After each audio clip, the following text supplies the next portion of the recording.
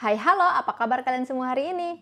Balik lagi dengan saya, Lely Kustiarini. Guys, hari ini saya mau sharing-sharing lagi tentang batu empedu, GERD, asam lambung, dan teman-temannya. Di sesi kali ini masih kita telepon-teleponan sharing sesama pejuang batu empedu ya. Mungkin kalian bisa tonton video ini sampai habis. Siapa tahu di video kali ini ada yang pengalamannya sama dengan kalian, atau mungkin ada pertanyaan-pertanyaan yang sama, atau mungkin di video ini ada jawaban-jawaban yang kalian tanyakan. Tapi sebelum itu saya mau kasih tahu ke kalian kalau saya ini bukan dokter atau terapis, melainkan saya ini mantan pejuang batu empedu yang sudah sembuh dari batu empedu tanpa operasi. Dan buat kalian yang menonton video ini sampai habis, saya doakan bahagia selalu, sehat selalu, umur panjang, banyak rezekinya, amin. Jangan lupa buat kalian yang baru menemukan channel saya ini, jangan lupa untuk like, komen, dan subscribe. Follow juga Instagram saya, Lely Kustiarini, dan fanpage Facebook saya, Lely Kustiarini. Oke, nggak usah pakai lama, kita langsung saja ya teleponan. Saya udah janjian sama seseorang tadi. Oh ya, buat kalian yang mau sharing-sharing by telepon, kalian bisa DM saya ya. Saya tidak men-share nomor WhatsApp ya, tapi kita tuh bisa teleponan by telepon DM. Link Instagram saya sudah saya cantumkan di deskripsi ya Kak. Jadi kalian bisa ngecek atau kalian bisa tonton video saya yang lainnya, ada di playlist, nanti ada di bagian deskripsi ya, kalian bisa lihat.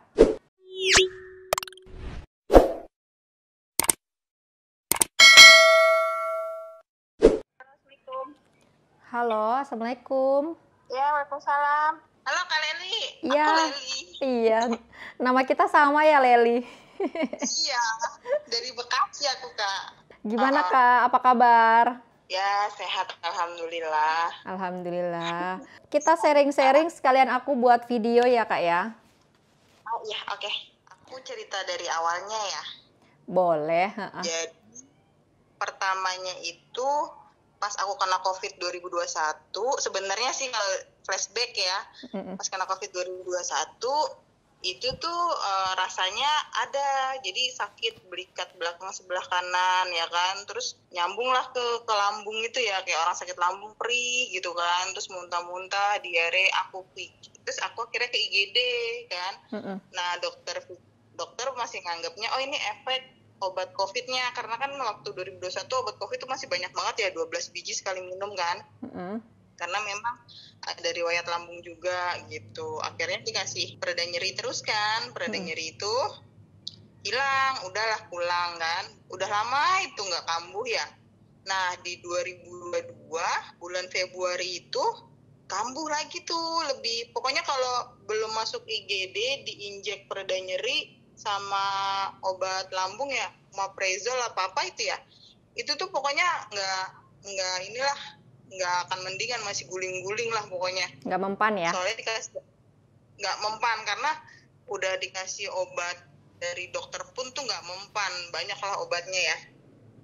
Omeprazol, terus yang penghilang nyeri lah, apalah itu banyak 4 jenis, itu nggak mempan udah diminumin obat itu. Jadi harus kena injek, itu baru bisa tenang lah ya.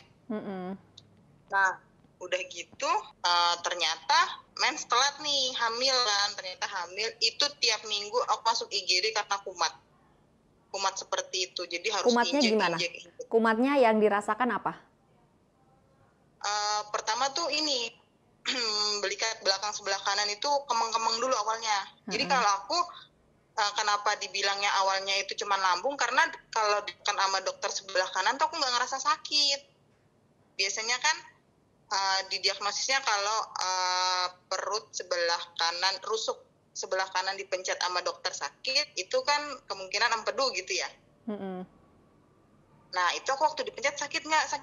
Enggak gitu. Aku sakitnya perut tuh lebih sakit, sering sakit kan. Perut perih banget, terus ulu hati sakit banget, terus muntah-muntahnya tuh sampai keluar kuning gitu tuh yang bikin sakit banget ya.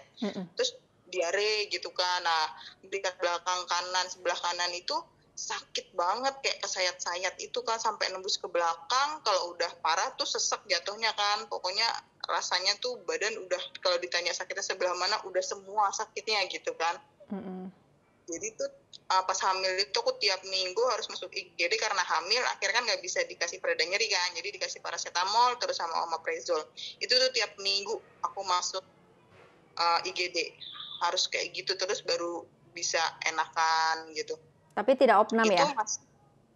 enggak opnam, karena kalau dikasih pereda nyeri itu hilang gitu, bisa tidur, pulang gitu. Sampai itu diagnosis dokter tuh masih lambung aja, oh bawaan hamil Bu, gitu. Selalu begitu terus. Oh iya. Nah, sampai usia kehamilan awal 5 minggu tuh kayak gitu terus hampir tiap minggu, karena kita pikir kan lambung. Jadi kita kan hamil masih makan protein tinggi ya.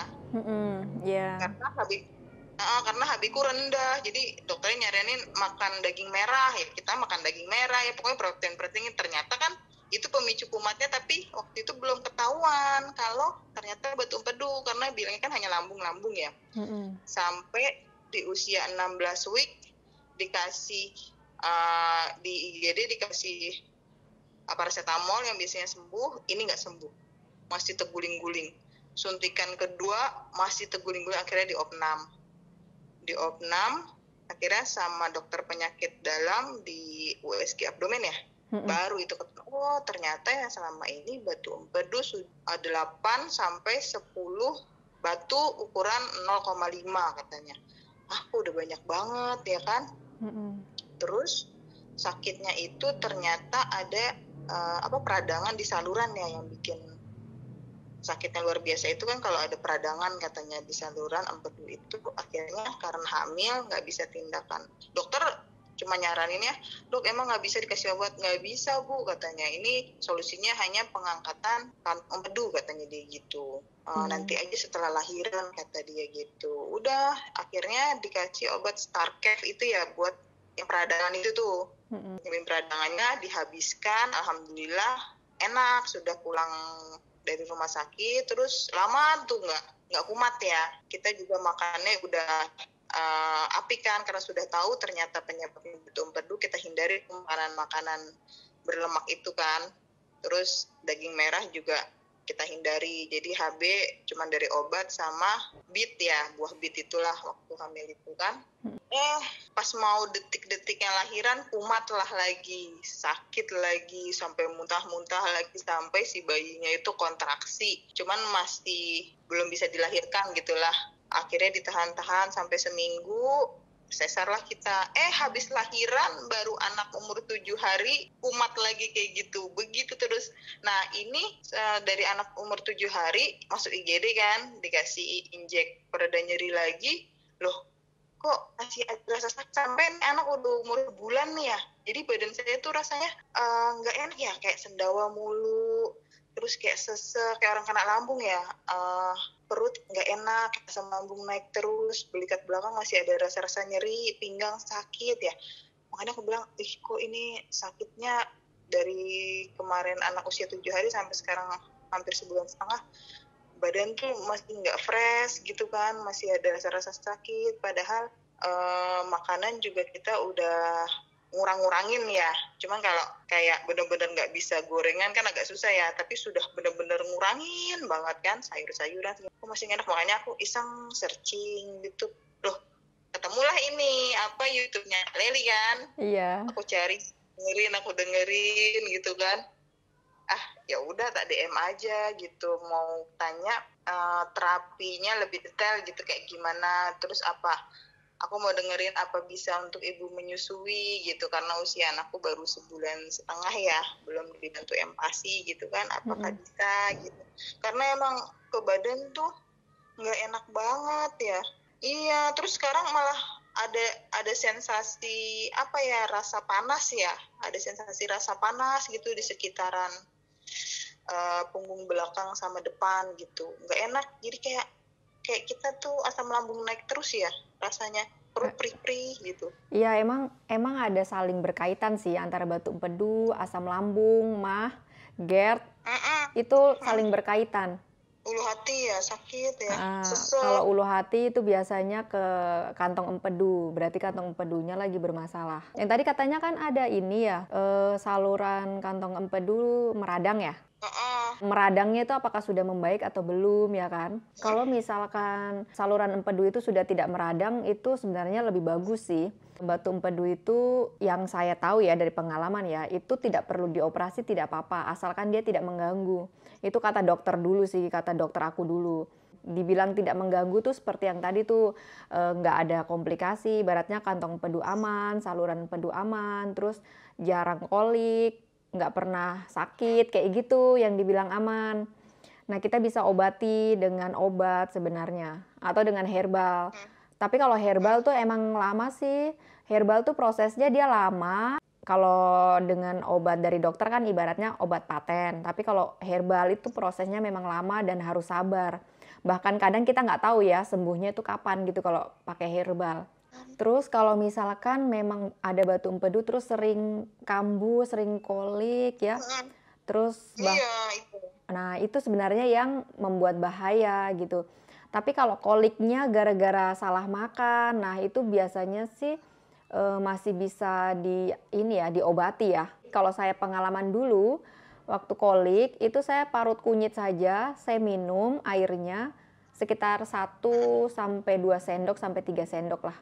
Nah, itu saya minum terus reda. Nah, kalau reda kan ya udah berarti aman dong kalau kayak gitu kan. Nah, tapi yang masalahnya itu kalau misalkan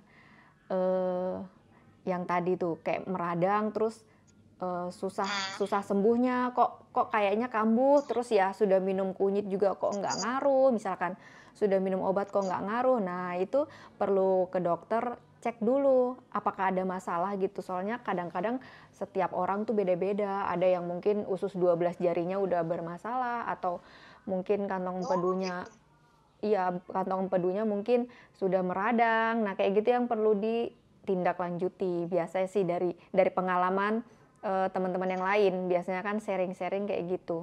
Oh, kalau Kak Leli nggak sering kumat kayak saya gitu? Nah, aku tuh dulu kumatnya karena, kalau aku perhatikan ya, kumatnya tuh karena salah makan. Soalnya setiap aku USG dari awal USG sampai terakhir itu aku alhamdulillah kantong empedunya tuh aman-aman aja. Cuman waktu ketahuan pertama kali aku USG itu kan karena datang bulan nggak berhenti-berhenti kan. 2 minggu itu datang bulan nggak berhenti-berhenti. Akhirnya aku tuh periksa ke dokter kandungan pertamanya kan. Masalah kan ini menyangkut wanita kan. Jadi aku perginya ke dokter kandungan. Aku ngecek gitu, katanya nggak apa-apa ini mungkin hormon sehabis lepas KB. Jadi hormonnya itu bingung. Terus makanya dikasih obat. Nah, ke dokter kandungan itu aku 1 minggu udah berhenti nih, haidnya udah berhenti. Tapi setelah obat habis, kok haid lagi aku gitu. 1 minggu nggak berhenti-berhenti juga. Ya, ternyata ya. Terus akhirnya aku pindah dokter dong, langsung aku pindah dokter umum aja aku periksanya. Nah, di situ baru ketahuan kalau ada batu empedu. Padahal niat aku periksa ke dokter itu bukan karena sakit kolik ya, bukan karena kumat pas batu empedunya itu bukan. Tapi untuk mengecek datang bulan kok nggak berhenti-berhenti gitu loh. Nah, akhirnya di situ ketahuan kalau di situ aku ada batu empedu, terus lambungnya juga lagi bengkak waktu itu ya. Terus kantong kemih juga agak sedikit meradang sih katanya waktu itu. Itu aku ketahuan begitu waktu pertama USG itu. Jadi nggak ada ini ya, ibarat tubuh tuh tidak warning kalau itu ada tanda-tanda masalah empedu gitu ya. Betul, pertama dokternya nanya gini, biasanya suka sakit perutnya nggak? Terus aku kan bingung, kayaknya sih enggak gitu, karena aku nggak mengarah ke emah atau lambung ya, aku nggak ngarah ke situ. Terus aku bilangnya kayaknya sih enggak gitu. Terus aku inget-inget lagi, terus kan tadi seperti yang tadi dibilang kan katanya kalau kita dipencet di bagian kantong empedu, perut bagian kanan, bawah tulang rusuk itu ya, kalau dipencet kan katanya sakit, itu baru dibilang batu empedu kan. Aku juga dipencet gitu loh. Tapi kan nggak sakit. Kita kan karena mengarahnya bukan ke situ kan, jadi aku ngerasanya ya nggak sakit. Emang dipencet-pencet juga nggak bakalan sakit gitu. Terus di bagian punggung belakang juga kayak diketok-ketok gitu kan, kayak dipukul-pukul gitu, itu juga nggak sakit gitu loh. Makanya dokter mengiranya ya nggak ada batu empedu, tapi setelah di USG ternyata ada. Nah, dokter juga sempat heran, kok nggak sakit ya gitu.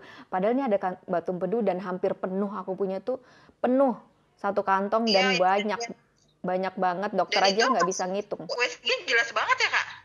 Punya kakak maafnya kan nggak terlalu jelas ya, tapi punya kakak tuh hasil USG jelas banget, bentuk kantungnya, bentuk batunya gitu. Itu pakai USG yang kayak orang hamil itu ya, sama ya? Cuman dia agak pipih. Bener nggak? Kalau alatnya sih aku kurang tahu ya merek-mereknya dan alatnya, tapi di situ juga bisa untuk USG orang hamil sih.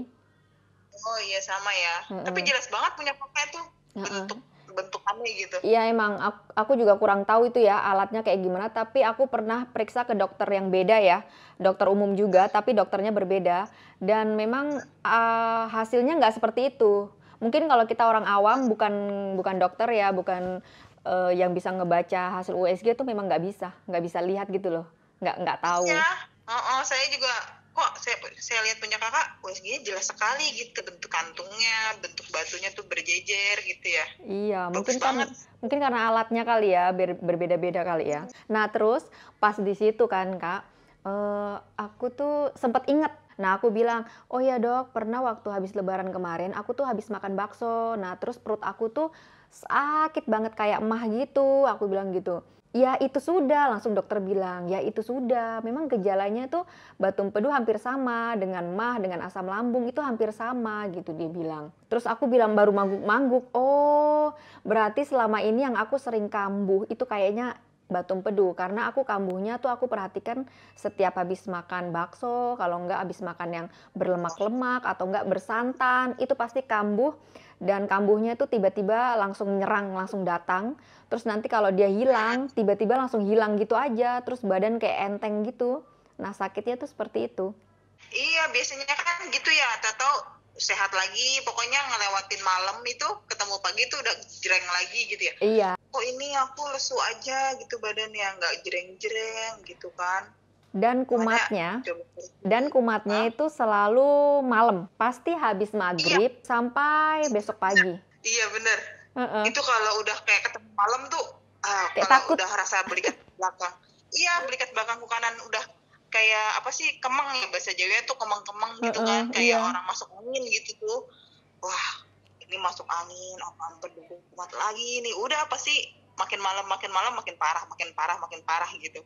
Udah Heeh. masuk IGD, injek, ketemu subuh aja, udah kayak orang nggak habis sakit, padahal malam tuh guling-guling, jumpalit-jumpalitan, sampai Iya. nangis-nangis. Iya bener, nggak kuat jalan kan, sampai nggak kuat jalan, terus nafas kayak sesak, terus muntah juga Oh, dikeluarin capek. semuanya juga nggak bikin lega. Padahal kalau kita MAH biasa atau kita asam lambung biasa ya, atau masuk angin misalkan, itu dimuntahkan langsung kita lega. Apalagi kalau kita habis kerokan gitu kan, itu lega. Tapi kalau batu empedu itu nggak membuat lega. Malah makin parah. Iya, jadi itu intinya bagaimana caranya, batu empedu itu dia kembali ke belakang gitu loh ibaratnya. Itu kan kalau kita salah makan Oh, kan batu empedu kayak dia mau keluar ke saluran. Nah, yang bermasalah itu ketika saluran itu tersumbat batu empedu, hmm, gitu. Seperti Kakak tadi kan bilang, kalau Kak Lely punya, saluran kantong empedu kan meradang kan. Nah, iya. itu kemungkinan bisa saja karena sering makan yang ini ya, yang pantangan-pantangannya, makanya batu empedu itu kayak mau keluar terus kan. Nah, itu bisa saja membuat saluran itu meradang. Jadi, Itu bagaimana lebih parah. caranya? Kita mengobati saluran itu gitu supaya dia normal. Insya Allah kalau saluran itu dia sudah nggak meradang, dia nggak apa-apa sih. Dia sehat-sehat saja. Dirawat itu hanya suruh habisin Starcave itu ya untuk mengobati Mm-mm. peradangannya, terus pas kontrol ulang dokter bilang ada keluhan, enggak dok, udah, terus dicek, oh udah bagus gitu kan, sudah tidak ada peradangan, insya Allah Oh, nanti bagus. Udah bagus. Ya, alhamdulillah iya, sih. tapi habis lahiran ini kumat lagi masalahnya, dan Oh, kayak nggak tuntas-tuntas gitu, masih ada rasa gitu, karena itu oh, kan di 16 week aku dirawat kan, mm-mm. terus dituntasin, sudah sembuh peradangannya, oke nggak ada masalah, mudah-mudahan sampai lahiran tuntas. Nah ternyata pas mau lahiran setelah usia 4 bulan sampai ke 9 bulan itu aman tuh kumat. Nah waktu seminggu kurang mau lahiran itu baru ada kumat lagi setelah sekian lama nggak kumat-kumat, dari usia kehamilan 4 bulan sampai 37 week lah ya, Mm-mm. baru kumat lagi abis lahiran, intensitasnya makin dekat sering kumatnya gitu. Dokter, aku konsul ke dokter, dok ini udah kok kayaknya nggak seger badannya gitu ya, cuma satu solusinya, udah nggak bisa ngasih obat lagi kata dia, memang harus diangkat kantung empedunya, kata dia, karena batumu sudah banyak, kata dia gitu. Sharing-sharing, siapa tahu ada orang Bekasi yang punya pengalaman dokter ini nih Kak, coba gitu tuh. Karena kita kalau nggak ada sharing dari situ, random gitu, ini juga ya. Iya. Mudah-mudahan ini teman-teman yang nonton mau berbagi ceritanya kan, mau komentar kayak gitu kan. Aku tuh ini kan makin takut untuk mau operasi empedu, karena sebelumnya itu kan aku sempat jenguk temen gitu kan. Jenguk temen, nah sebelahnya itu meninggal karena dia infeksi habis operasi batu empedu gitu. Jadi saya makin, aduh nanti kalau pas gagal operasinya gimana gitu kan, jadi makin takut gitu. Kakak kan habis melahirkan, apa punya pikiran gitu, maksudnya pola tidurnya gimana, mungkin pola pikirnya apa, ada sesuatu yang dipikirin gitu loh. Namanya juga kan lagi ngurus bayi kan, nah itu juga bisa berpengaruh sih, sering kambuh kayak gitu. Karena batu empedu itu harus butuh pikiran yang rileks, pikiran yang tenang. Kalau istirahat jelas kurang ya, karena kan baru melahirkan, terus hanya ASI ya, kebetulan anakku nggak bisa sufor, masih belum nemu susu yang cocok buat dia gitu kan. Jadi kita ke ASI, anaknya lagi kuat nyusu banget, yang sejam sampai setengah jam tuh harus ngenyot terus, jadi tidur pun jelas paling cuma kurang kan? 2 jam. Nah apa karena itu gitu ya sering kumatnya? Iya, bisa saja karena faktor stres, faktor pikiran, faktor mungkin kurang tidur itu juga mempengaruhi. Nah, coba kalau misalkan pas lagi kumat gitu ya, udah pernah nyoba parut kunyit belum ya? Belum. Dikasih air apa parut kunyit terus diperes? Parut aja, terus langsung diperes, terus diminum. Oh, iya. Kunyit apa aja ya? Nggak usah yang harus biangnya atau apa Iya, gitu. aku malah kunyit biasa aja, nggak ada biang-biangan. Karena dulu aku nggak tahu biang yang mana kayak gitu, nggak tahu. Kunyit biasa aja yang ada di dapur. Kira-kira sebanyak apa? Kira-kira kayak 2 jari yang besar-besar, nah itu udah cocok tuh. Itu udah dikasih madu juga boleh. Aku tuh senjatanya cuman itu, satu-satunya bener. Itu penolong banget dan ajaib menurut aku. Karena kalau aku kambuh ya, itu selalu aku parut itu langsung reda. Terus aku bisa tidur langsung reda gitu aja. Tahu-tahu aku udah tidur sampai besok pagi. Batu kakak kan mulai berkurang itu, pertama kakak minum obat dari dokter ya, terus kedua terapi juga ya. Yang terapi apel itu detox itu Kak? Yang terapi apel? Detox apel itu? Yang terapi apel 7 hari itu aku pernah ngelakuin 2 kali. Dengan selang waktu jeda 3 bulan kayaknya. Jadi aku ulangi setelah 3 bulan kemudian pernah. Dan keluar? Kalau untuk keluarnya aku nggak tahu ya, karena aku nggak pernah ngecek kan.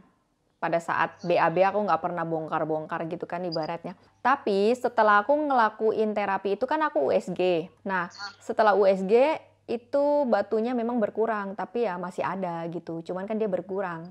Aku sampai sekarang masih minum jus apel, katanya masih kumat aja ya. Ya, kalau untuk jus apel tuh namanya herbal ya, aku bilang tadi herbal tuh prosesnya lama, dan dokter pun juga bilang kalau bisa minum herbal, cuman prosesnya lama katanya gitu. Dan kita nggak tahu kan proses itu kapan berhasil gitu.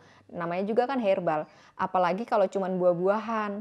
Nah itu kalau menurut saya itu hanya membantu saja sih kalau buah-buahan gitu. Yang paling bagus emang ya obat dari dokter, kan kayak obat paten kan ibaratnya. Iya, saya nggak dikasih obat ya masalahnya. Aku aja kemarin sempet 4 dokter. Aku buat pertimbangan gitu loh. Aku 4 dokter. Ya alhamdulillah ketemu Kak Leli, jadi saya juga suka ngeliatin dari komen gitu kan. Yang salah sih mudah-mudahan ketemu solusinya tanpa harus kehilangan kantung empedu ya. Ya banyak kok Kak yang bisa sembuh. Aku rasa sih dengan kondisi Kakak yang kayak gini tuh bisa sebenarnya. Bisa Kak, aku yakin sih sebenarnya bisa. Hanya saja kan kendalanya lagi menyusui. Nah aku tuh kurang tahu kalau yang obat dari dokter tuh bisa apa enggak untuk menyusui. Makanya harusnya konsul sama dokter. Kalau memang masih mau bertahan, yang penting tuh nggak sering kambuh. Nah kambuhnya itu maksudnya yang kambuh yang banget-banget dahsyat gitu loh. Tapi kalau cuman kambuh biasa-biasa aja sih, aku rasa cuman alarm-alarm doang. mending ya diobatin aja, mungkin pakai herbal. Kalau untuk buah-buahan, misalkan buah atau kunyit gitu kan ada yang tanya nih, emang buah apel bisa nih untuk menghancurkan? Sebenarnya nggak ada penelitian ya yang mengatakan apel bisa menghancurkan batu empedu. Itu sebenarnya belum ada penelitian ya secara ilmiah loh. Nah, tapi secara pengalaman-pengalaman dan di Google ya kan, aku juga kan pasti tentunya ngikut dari Google kan. Nah, buah yang bisa menghancurkan batu empedu tuh ya salah satunya apel gitu. Nah, apa salahnya kita mencoba dengan buah apel juga? Itu pun juga kan bagus juga buat tubuh kita, bener nggak? Kalaupun tidak bisa menghancurkan batu empedu gitu, nggak ada salahnya gitu. Jangan langsung kita menjudge bahwa apel bisa menghancurkan batu empedu, ya jangan kita langsung mengharapkan kayak gitu. Karena secara kan itu cuman buah, ya kan? Tapi kita nggak ada salahnya untuk mencoba gitu. Kalau dari pengalaman saya, itulah yang saya lakukan, yang biasa saya buat video itu memang itu yang saya lakukan. Tapi pada dasarnya aku tuh dasarnya sudah minum obat, ya kan, dan herbal gitu loh. Misalkan ada suatu kotoran lah, kita bersihkan dengan mama lemon, dengan porstek ya, dengan apa segala macam. Terus kita tambah lagi dengan sikat, otomatis kan lama-lama bersih gitu kan. Aku berpikiran kayak gitu. Jadi dulu tuh aku tuh berusaha bukan hanya obat doang dari dokter, tapi herbal-herbal juga aku lakuin gitu. Sama merubah sifat, merubah 3P ya, pola makan, pola tidur, pola hidup itu juga aku rubah. Semua Kak, jadi aku emang bener-bener semua gitu loh. Apa yang orang bilang ini bagus, aku coba. Iya, jadi nggak hanya pola makan aja ya. Mm-mm. Iya, berarti ya sebenarnya pola tidur, pola makan, sama pola pikir ya.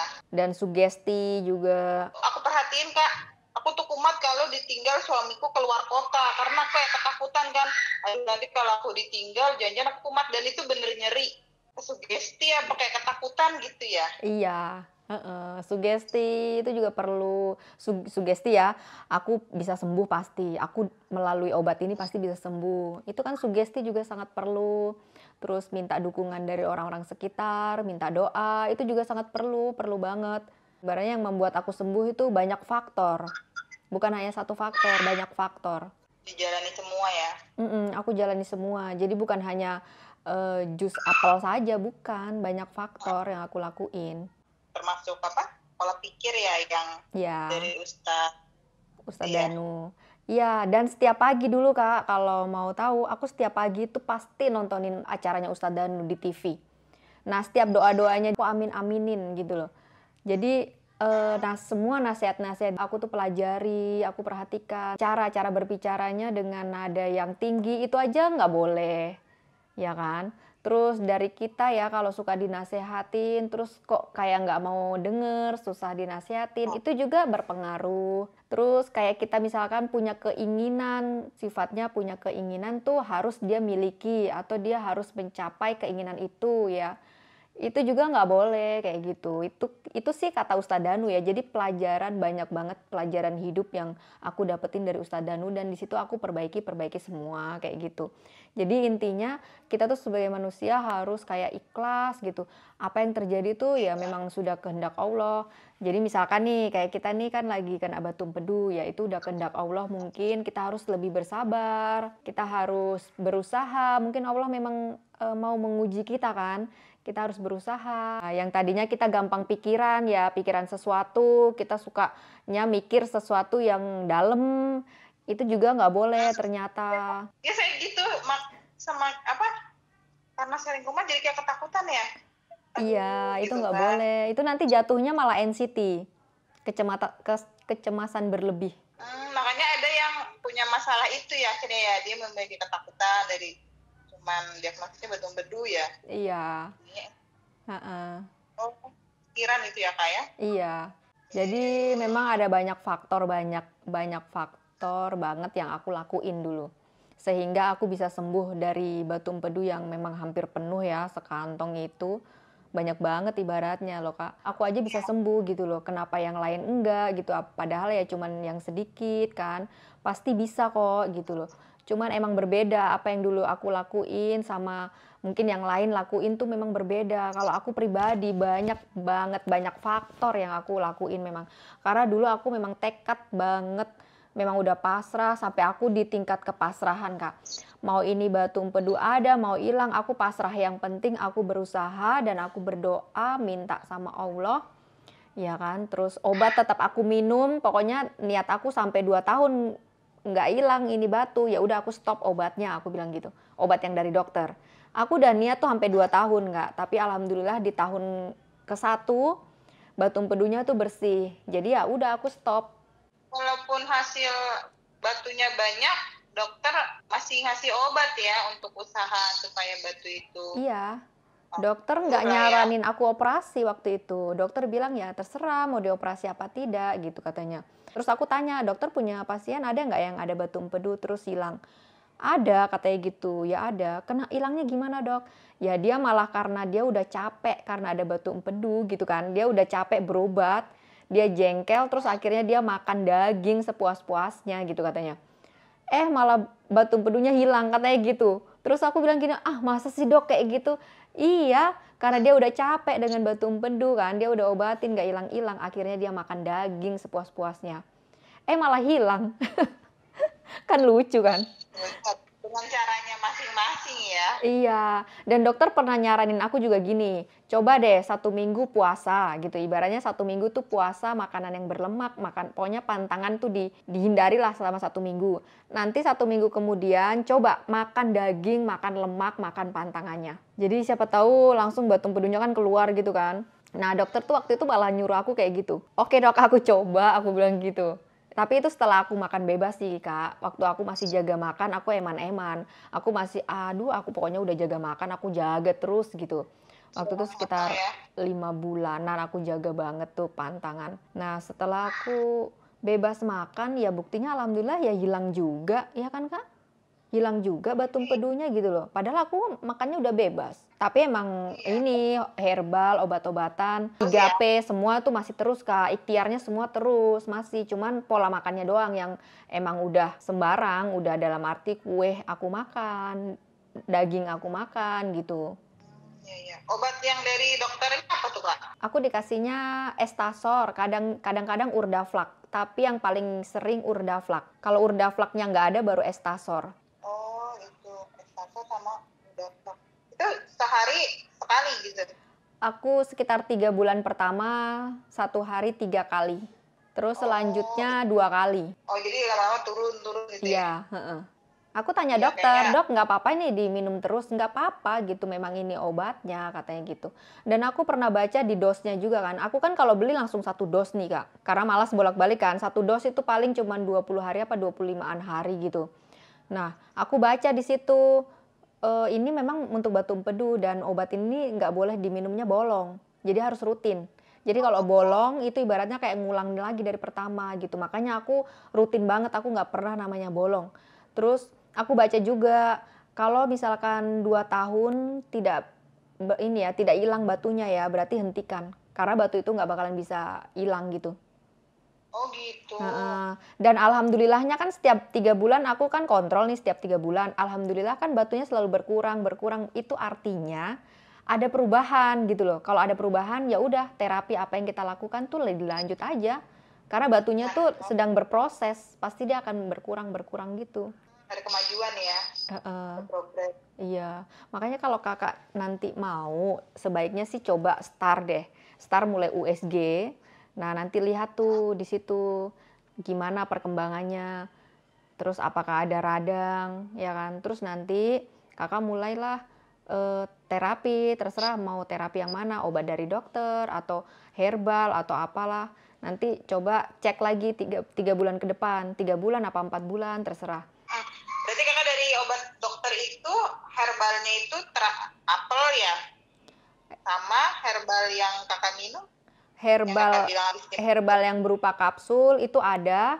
Terus kalau yang untuk apel itu memang setiap hari Kak. Apel itu kan ibaratnya kayak buah kan. Buah kan emang aku makan juga setiap hari gitu.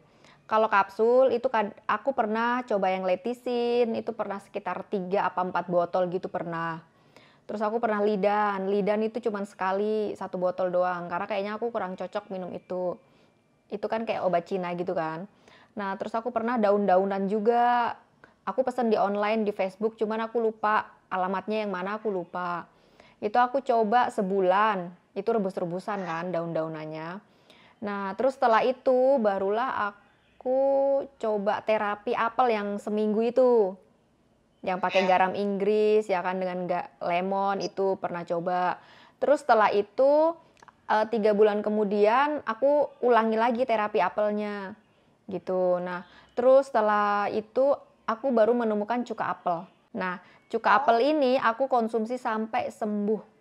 Itu yang paling terlama, herbal yang paling terlama itu aku coba cuka apel.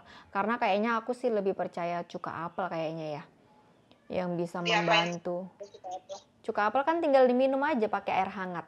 Itu belinya online sih, aku belinya online. Mau tidur atau? Pagi sebangun tidur pas perut kosong diminum, terus nanti malam sebelum tidur diminum. Oh, dan jus apelnya masih dijalanin juga? Masih dijalanin, jus apel nggak pernah bolong juga, pasti selalu aku minum. Karena itu kan buah juga harus kita makan juga kan. Kalau cuka apel sama obat dokter aku jedanya sejam. Oh, sejam. Biasanya kalau nggak sabar aku setengah jam juga udah aku minum sih. Kemungkinan tingkat keberhasilannya itu kelihatannya gitu ya Kak, dari terapi detox apel sama si cuka apel itu gitu ya, sama si utamanya mah obat dokter ya. Iya, iya. Aku rasa sih kayaknya ya dari obat dokter yang paten ya pastinya. Terus cuka apel itu, dan terapi apel juga bisa dicoba sih karena memang dia tuh kayak ngeluarin ijo-ijo gitu loh. Aku juga kurang tahu itu apa, tapi emang dia mengkosongkan usus gitu loh, perut gitu, dia keluarin semua. Itu tidak harus orang yang punya batu empedu, orang sehat pun boleh terapi itu. Alhamdulillah ya akhirnya setelah perjuangan sembuh ya Kak. Iya, alhamdulillah. Aduh, ini banget ya, sujud syukur banget ya. Iya, nanti kakak juga pasti bisa gitu. Amin. Amin. Makasih banyak nih Kak sharingnya Kak. Iya, Karena sama-sama. sempat kayak hopeless juga kan, ya ampun ini gimana makanya harus operasi gitu kan. Aku dulu nggak ada tempat sharing loh Kak kayak gini tuh. Aku tuh kayak sendiri gitu loh. Aku nggak ada tempat sharing dulu. Makanya ini ya Kakak ngasih wadah ini karena Ya aku pasti banyak orang bingung arahnya kemana kan. karena aku dulu pernah ngerasain kayak gini, terus pernah punya niatan kayak gini. Kalau misalkan aku sembuh nanti, misalkan ada yang nanya-nanya aku pasti akan jawab. Kayak gitu, aku pernah dalam batin kayak gitu. Makanya setelah aku sembuh, ya malah aku publik gitu loh. Padahal dulu waktu aku sakit, aku tuh diem aja. Nggak ada teman-teman yang tahu, saudara pun nggak ada yang tahu, cuman orang-orang inti aja yang tahu. Kalau nanti aku sembuh, aku nggak mau pelit ilmu gitu loh. Aku mau kayak membuat apa ya, orang-orang semangat. Karena gimana ya rasanya tahu batu empedu ini, pasti rasanya tuh kayak nikmat makan tuh udah dicabut gitu loh. Kayak kita nggak bisa makan sembarangan gitu. Memang down banget sih Kak. Makanya dulu aku pernah punya niat kalau misalkan aku sembuh, aku nggak mau pelit ilmu gitu. Aku akan cerita apa dulu yang pernah saya lakukan. Dan ada buktinya gitu ya. Ini Iya. saya sembuh tanpa operasi gitu kan. Iya. Tanpa kehilangan untung gitu. Padahal yang ditakutkan sama kita. Iya betul. Padahal kan harusnya aku tutup-tutupin aja kan. Aku malu dong gitu loh. Kayak gini kok di-share. Padahal kan udah sembuh, harusnya udahlah. Aku diam-diam aja, bener nggak? Tapi karena aku pingin yang lain juga bisa semangat gitu loh. Pasti bisa sembuh gitu loh.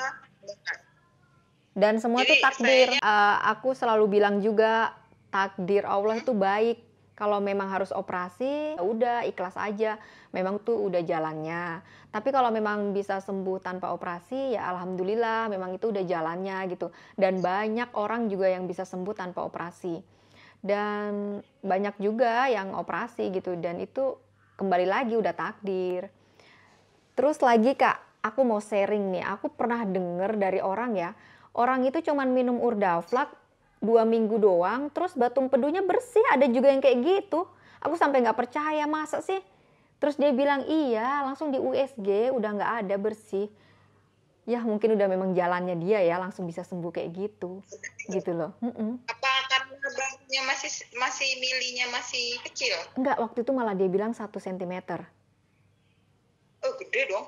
Iya, temen aku punya orang tua gitu loh. Terus dia kasih tahu, terus aku bilang masa sih? Emang sampai ini USG lagi, terus USG-nya kosong gitu bersih? Dia bilang iya, katanya Hah? gitu. Oh, alhamdulillah ya. Iya, alhamdulillah, makanya setiap orang tuh jalannya berbeda-beda kan. Nah kalau jalan aku tuh nggak mulus Kak memang. Jalan aku tuh banyak cabangnya. Ya contohnya kayak aku nyoba ini itu kan cabang kan ibaratnya. Nah setelah setahun baru Iya. aku dinyatakan bersih gitu. Setiap jalan cerita orang tuh berbeda-beda cara kesembuhannya. Iya ya, ibarat Allah itu ngasih kita sakit itu pasti ada perbaikan yang harus ada pada diri kita mungkin ya. Iya, ada teguran apa sesuatu. Mungkin Allah lagi perhatian sama kita ya, lagi sayang. Makanya kita disentil gitu loh. Mungkin kita harus Iya, ngapain, mungkin ya memang kita harus ingat Allah dan kita harus berusaha. Gimana ini kita ngurus Batu Empedu ini gitu kan ibaratnya. Kita lagi fokus iya. nih ke Batu Empedu. Jadi ingat dosa ya. Jadi ingat kaulah ibadahnya lebih Iya, dilebihkan lagi. Ya. Jadi baik-baik sama orang, jadi menghargai. Jadi tuh saya sakit ini jadi kayak kalau besok saya sehat tuh yang alhamdulillah ya Allah dikasih sehat hari ini gitu loh Kak. Yang iya. waktu saya lupa untuk mengucapkan alhamdulillah gitu ya pas zaman sehat. Tapi pas sakit ini kayak, Mm-mm. aduh alhamdulillah sehat ya Allah terima kasih. Lo jadi inget kayak gitu kan. Iya benar. Yang orang saat itu pasti ya ada yang nggak sadar sebegitu pentingnya Betul. orang di hari itu mengharapkan kesehatan gitu kan. Betul. Dan ada juga orang yang sudah sakit tapi dia juga nggak sadar. Nggak sadar dalam arti ini tuh ujian, ini tuh mungkin ada dosa-dosa atau kesalahan saya sehingga saya dikasih sakit ini. Ada juga yang nggak sadar gitu Kak. Jadi dia fokus Iya, hanya obat-obatan aja tapi dia lupa fokus ke mungkin perbuatan yang harus dirubah, sifat yang harus dirubah gitu loh. Bukan berarti aku ngomong kayak gini ya, terus orang yang sakit batu empedu terus sifatnya jelek-jelek, itu bukan, sebenarnya bukan kayak gitu juga. Kan kita nggak tahu Allah itu maunya apa di diri kita, ya kan? Mungkin kita lupa sama iya, Allah, mungkin suka bolong-bolong sholatnya, ya kan? Itu juga nggak menutup kemungkinan gitu. Jadi bukan berarti aku bilang kita harus rubah sifat, terus sifat apa nih yang jelek di kamu, bukan berarti kayak gitu. Iya kan? sebagai proteksi diri ya sakit Heeh. kita itu. Mm-mm. Ya, makasih banyak loh Kak Leli jadi sharing. Udah lebih tenang kan? Iya, jadi kayak bisa kok gitu kan. Dan lagi Kak, dulu yang aku gencer banget, sedekah dan berbuat baik sama orang. Itu yang aku gencer banget. Sedekah cuman 50 perak, cuman 100 perak atau 1000, kasih aja. Atau nggak punya uang ya kita senyum aja sama orang, itu udah sedekah. Kita berbaik Iya, sama orang, membantu orang ya, misalkan orang lagi jatuh terus kita bantu bangun, itu aja udah sedekah, udah berbuat baik. Jadi itu aku gencer banget selalu sedekah dan selalu berbuat baik dan selalu meminta doa. iya Kak. Siap-siap. Tapi kalau waktunya tiba-tiba sehat udah memang kata Allah sudah tuntas ujiannya sudah lulus katanya. Iya, Sharing sama Kak Leli ini saya ambil kesimpulan iya penyakit itu memang Allah beri untuk perbaikan diri kita nanti di saat ujiannya itu lulus ya tiba-tiba sembuh aja dengan caranya kita masing-masing ya Kak. Makasih banyak ya Kak ya. Nanti kalau sama-sama. aku DM lagi nggak apa-apa ya ganggu. Boleh, nggak apa-apa. Telepon juga nggak apa-apa kok. Ini kan via DM ya. Teleponnya kan sekarang juga udah bisa, sudah enak. Nggak harus lewat WhatsApp gitu. Kalau WhatsApp Iya. tuh malah kadang-kadang terabaikan. Terus jaringannya juga bagus lagi ya. Iya, DM tuh jaringannya bagus. Video call pun juga bagus. Jadi aku sekarang lebih seneng di DM juga sih. Siap Kak. Oke Kak, sehat selalu ya Terima Kak. kasih banyak Kakaknya. Ya, sehat selalu juga buat kakaknya. Makasih banyak. Semoga jadi amal jariah ya Kak ya. Amin. Sharing-sharingnya ini. Amin. Oke. Oke Kak, lanjut Kak Ya. aktivitasnya. Oke. Ya, makasih. Sama-sama. Assalamualaikum. Waalaikumsalam. Oke guys, video kali ini cukup sampai di sini dulu. Semoga bermanfaat untuk kalian semua. Jangan lupa jaga hati agar selalu happy, selalu berpikiran positif, selalu semangat ya buat kalian yang masih berjuang. pasti bisa, insya Allah pasti bisa. Mindset itu harus yakin, dan ya memang pikiran tuh sangat penting, pikiran positif ya teman-teman. Oke, jangan lupa untuk like, komen, dan subscribe. Jangan lupa juga follow Instagram saya, Lely Kustiarini, dan fanpage Facebook saya, Lely Kustiarini. Akhir kata, sampai jumpa di next video. Bye!